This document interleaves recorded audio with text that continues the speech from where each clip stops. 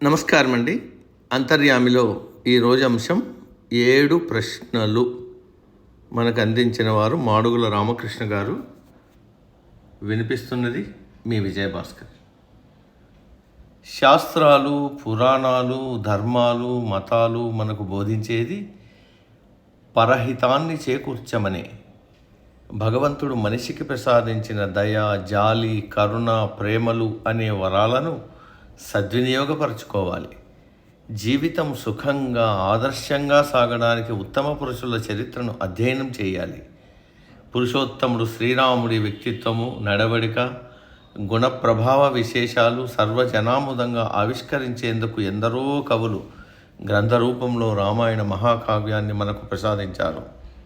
రామభక్తుడైన గోస్వామి తులసీదాస్ మానస సరోవరంలో రామచరితం అనే అపూర్వ పద్మం వికసించింది. మానవ జన్మకు అర్థాన్ని, పరమార్థాన్ని వివరిస్తూ తన సుగంధ సౌరభాన్ని లోకమంతా విరజిమ్ముతూ హృదయోల్లాసాన్ని కలిగించింది ఆ రచన. అవధి భాషలో సరళంగా, సుందరంగా వెలువడిన గ్రంథమది. శ్రీరాముడి గర్హస్థ్య జీవనం, రాజధర్మం, భక్తి, జ్ఞాన, త్యాగ, వైరాగ్య, సదాచారాలు, ఉపదేశాలను కళ్ళకు కట్టినట్టు వర్ణించాడు గోస్వామి. ఈ కథా ప్రబంధంలో ఇంకా పితాపుత్ర సంబంధాలు, దంపతుల అన్యోన్య అనురాగాలు, సోదరుల సౌహార్ద్రాలు, స్త్రీ పురుష మర్యాద జీవనం, మన్నన, ప్రభువు ప్రజానురాగాలు, పాలకుల పట్ల ప్రజల భక్తి విశ్వాసాలను హృదయాన్ని తాకేలా పొందుపరిచాడు. ఏ కాలంలోనైనా ప్రజలు సుఖశాంతులతో జీవించడానికి, పరస్పర స్నేహ సహకారాలతో వర్ధిల్లడానికి రామచరిత మానస గ్రంథ అనుశీలన అవసరమంటారు విజ్ఞులు. మహాశక్తిమంతుడైన తన ప్రభువు శ్రీహరి శ్రీరాముడిగాను, మహాశేషుడు అపూర్వ పరాక్రమవంతుడు లక్ష్మణుడిగాను దుష్ట శిక్షణకు భూమిపై అవతరించారని విని పొంగిపోయాడు గరుత్మంతుడు. రణభూమిలో మాయాయుద్ధంలో మేఘనాథుడి అస్త్రానికి మూర్ఛెల్లిన లక్ష్మణుణ్ణి, తమ్ముడి కోసం దుఃఖించిన రాముడి బాధను జీర్ణించుకోలేకపోయాడు. వైనతేయుడు బ్రహ్మ శివులను దర్శించి తన సందేహాన్ని వెలుబుచ్చాడు. రామభక్తి సామ్రాజ్య సంద్రంలో మునకలు వేస్తున్న కాకభుషుండి అనే వాయసం నీ సందేహం తీర్చగలదని వారు గరుడుని అతడి చెంతకు పంపారు. అత్యంత శక్తిమంతుడైన మానవుడిగా జన్మించిన శ్రీరాముడు సాధారణ వ్యక్తిలా కష్టనష్టాల పాలైన స్థితిగతుల్ని, ధైర్య స్థైర్యాలను కోల్పోక వాటిని ఎదుర్కొన్న రాముడి శక్తిని, గాఢంగా నమ్మిన మిత్రులకు అందించిన ఆపన్న హస్తాన్ని, రాముడి శరణాగతి తత్వాన్ని వివరించి గరుడుడికి సందేహ నివృత్తి చేశాడు కాకభుషుండి.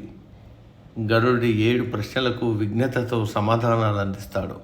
దుర్లభమైన జన్మ ఏదని అడిగిన మొదటి ప్రశ్నకు మానవ జన్మకు మించిన జన్మ మరొకటి లేదు అంటాడు.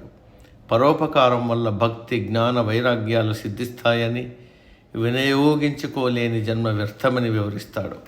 ఘోరమైన దుఃఖం ఏది అన్న ప్రశ్నకు కోరుకున్నది లభించలేదని వగచే జీవితమేనని, సంపద లభించిన తర్వాత దాన్ని పరులకు వితరణ చేయని జన్మ పరమ దుఃఖమని చెప్తాడు. గొప్ప సుఖం ఏది అన్న 3వ ప్రశ్నకు సత్సాంగత్యమే నిజమైన సుఖం అంటాడు. సజ్జన దుర్జన స్వభావాల గురించిన మరో ప్రశ్నకు మానవ సేవ దైవాన్ని దగ్గర చేసే మార్గమని, సజ్జనులు మర్రి వృక్షంలా తమ నీడలో ఆర్తులకు ఆశ్రయం కలిగించాలని చెబుతాడు. ఇతరులకు హాని కలిగించే దుర్జనులకు దూరం కావడమే సజ్జన లక్షణమని తేటతెల్లం చేస్తాడు. శృతుల్లో చెప్పిన పుణ్యకార్యమేదన్న 5వ ప్రశ్నకు అహింసను మించిన పరమధర్మం మరొకటి లేదని బోధిస్తాడు. భయంకరమైన పాపకార్యమేదన్న ప్రశ్నకు పరనిందే అని, అది నరకానికి దగ్గరి దారి అంటాడు వాయసరాజు. మానసిక జాడ్యాలేమిటన్న చివరి ప్రశ్నకు మోహమే సమస్త రోగాలకు మూలమని చెప్తాడు. వైరాగ్య భావనతో ఉత్తమ బుద్ధిని అలవరుచుకొని విషయ వాంఛలకు దూరంగా నిర్మల చిత్తంతో జీవనం సాగించడమే మనిషి ధర్మం అన్న కాకభుషుండి మాటలు ముత్యాల మూటలు. సమాప్తం. సర్వే జన సుఖినో భవంతు. అందరూ బాగుండాలి, అందులో మనం ఉండాలి.